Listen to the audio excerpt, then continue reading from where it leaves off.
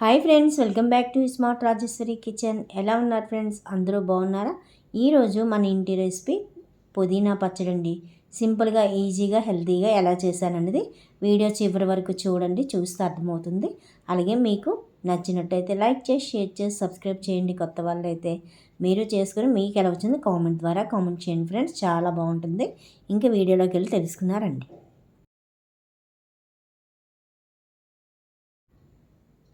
ముందుగా ఒక కప్పు పుదీనా తీసుకోండి. తర్వాత ఎండుమిర్చి, పచ్చిమిర్చి, ధనియాలు, మినపప్పు, శనగపప్పు, జీలకర్ర కొద్ది కొద్దిగా తీసుకోవాలండి, వీడియోలో చూపించినట్టు.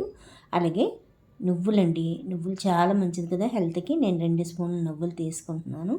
టమాటీ, కరివేపాకు, చింతపండు చిన్న ఉసిరికాయ అంతా తీసుకోవాలండి. లైట్గా అనమాట, మనం టమాటీలు వేస్తాం కాబట్టి పుల్లగా ఉంటుంది.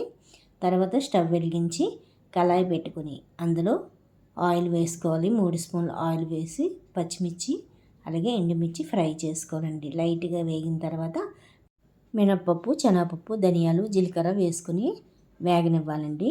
అవి వేగిన తర్వాత తీసేసుకొని ఇప్పుడు నువ్వులు వేసుకుందామండి. నువ్వులు కూడా సిమ్లో పెట్టే వేపుకోండి, ఎందుకంటే బాగా వేగిపోతే మనకి పచ్చడి టేస్ట్ మారిపోతుంది. లైట్గా ఇలా వేగితే సరిపోతుందండి, మరీ ఎక్కువగా వేపుకోవద్దు. చూసారు కదా. ఇప్పుడు అవి పక్కకు తీసేసుకొని పుదీనా మనం ఆకులు తీసుకున్నాం కదా, ఆ కప్పుడు ఆకులు వేసేసుకోవాలండి.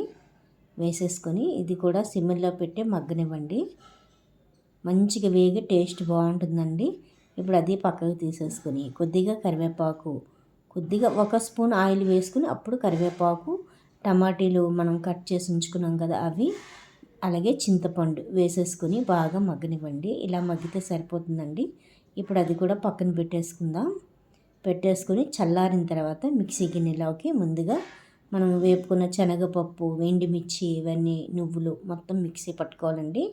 ఇలా మెత్తగా అయిన తర్వాత టమాటా మనకి వేరే తీసుకున్నాం, చల్లగా అయిపోయింది కదా, అది కూడా వేసేసుకోవాలి.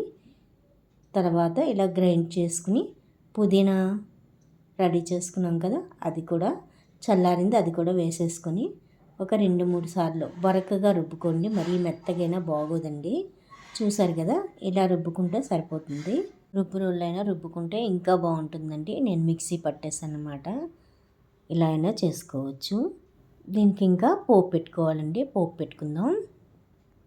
ఆవాలు, జీలకర్ర, వెల్లుల్లి, మినపప్పు, శనగపప్పు, అలాగే ఎండుమిర్చి, కరివేపాకు వేసుకుని పోపు పెట్టేసుకోవాలండి. చూసారా, పోపు అయిపోయింది. ఇప్పుడు ఆ పచ్చడిలో వేసేసుకొని కలిపేసుకొని వేడి వేడి అన్నంలో వడ్డించుకొని తిన్నారంటే అలాగ ముద్దకు ముద్ద తింటూనే ఉంటారండి. అంత టేస్టీగా ఉంటుంది. కమ్మగాన, హెల్తీగా, మంచి టేస్టీగా చాలా బాగుంటుంది. తప్పనిసరిగా వీడియో పూర్తిగా చూసి మీకు నచ్చితే లైక్ చేసి, షేర్ చేసి, సబ్స్క్రైబ్ చేయండి. మీరు చేసుకుని మీకు ఎలా వచ్చిందో కామెంట్ ద్వారా కామెంట్ చేయండి ఫ్రెండ్స్. పిల్లలు అయితే లొట్టలు వేసుకొని తింటారండి పచ్చడి. అంత కమ్మగా ఉంటుంది. మనం నువ్వులే వేసాం కాబట్టి హెల్త్కి చాలా మంచిది. మళ్ళీ మంచి వీడియోతో వస్తా friends. Thank you for watching. Bye friends.